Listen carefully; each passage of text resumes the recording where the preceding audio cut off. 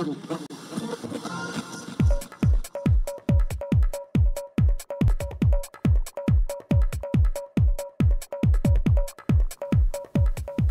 guys, how you doing this week? I'm just chilling, reading evidently. The thing is, sometimes it's hard to see where a storyline is going to take you. This week we're thinking about the mystery of God. You know, the way God drops clues about himself and the storyline all over the place. Christians believe that words are given to help us understand and communicate with each other, but also to help us understand and communicate with God. I think the greatest clues about what God is really like can be found in the words of the Bible. So I caught up with Fred Drummond, a guy who reads the Bible a lot, and I asked him about these clues. I love whodunit mysteries. It doesn't matter where they come from, the backgrounds, the time and history. I just love it when you're trying to work out exactly who's the baddie and who's behind all the gruesome murders. Not sure if that's a good thing for somebody who's a church leader, but the grislier the better, actually. And I love it when they just get to the stage where suddenly it's unveiled who the real bad guy has been, and how often you don't get it at all right till the last minute. I love the way in which stories sometimes keep you just on the edge but never quite reveal what's coming next. The Bible is a tremendous story of the work of God, the way in which God from the very beginning had a plan. A plan for you, a plan for me, a plan for his planet. It's a plan of compassion, of love, of mercy, and it's told through the real lives of real people and real communities. When they're laughing and crying, when they want to shake a fist at God, when they don't know where they're going next. And yet, in the midst of all these generations, of all that story, God is revealing himself as a God of love, a God of mercy, a God who draws near to people. I love the way in which almost all the way through the story of the Bible, you find the hand of God revealing himself as a God who cares for you. Thanks, Fred, for that amazing insight. The thing is, the Bible is a story of how we as humans lost our innocence. It's a story of rebellion and deceit. In this next video, Scottish singer and songwriter Esther O'Connor introduces the theme of lost innocence.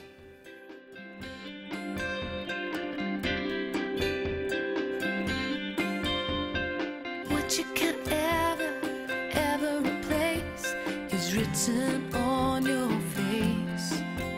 When they ask you where you're going, and you no longer know. When the way ahead is changed in a twinkling of an eye, and all that you rely on is gone out of sight. The loss of innocence. There is a time when losing wins, when it makes no sense, then nothing is the way you choose. When you have to hide a smile, and everything is the way it is. The loss of innocence. When at the end, there you begin.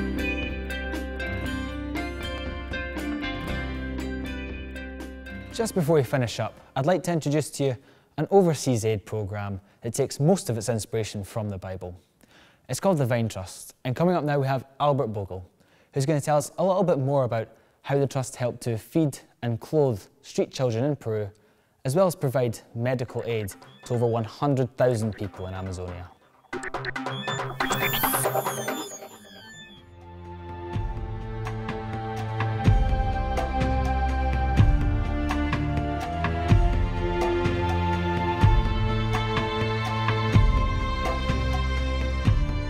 In 2009, 22 medical teams, 8 work parties, 3 school and 2 connection trips will visit the Vine Trust's work in Peru. to see at first hand the partnership between Vine Trust and Scripture Union, and to participate in the ongoing development of the medical and street children's projects.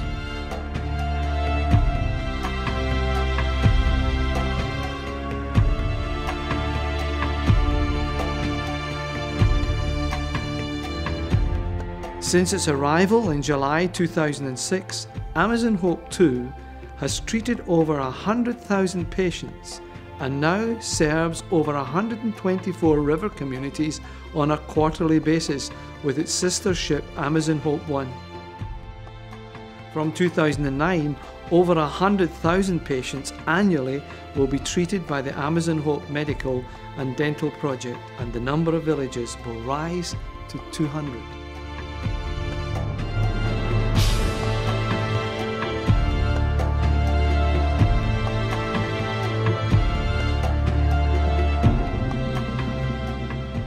We are continually looking for new partnerships to help us build and extend our work among street children in Peru. Our hope is to secure sufficient annual revenue to support approximately 8 homes on a permanent basis. We are grateful to the many churches who have been our partners to date, and also to individuals and also to organisations who are helping us bring this about.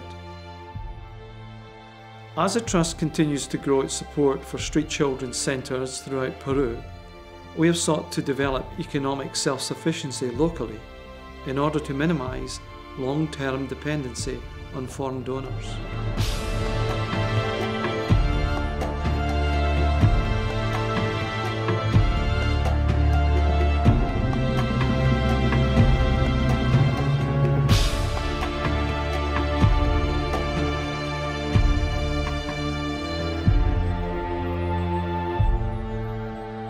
Well then, you've seen it all. We've travelled throughout Peru and you've seen the many projects that the Vine Trust has been involved in, and we've finished up here in the Sacred Valley at the latest home that was built in 2008 for 40 children.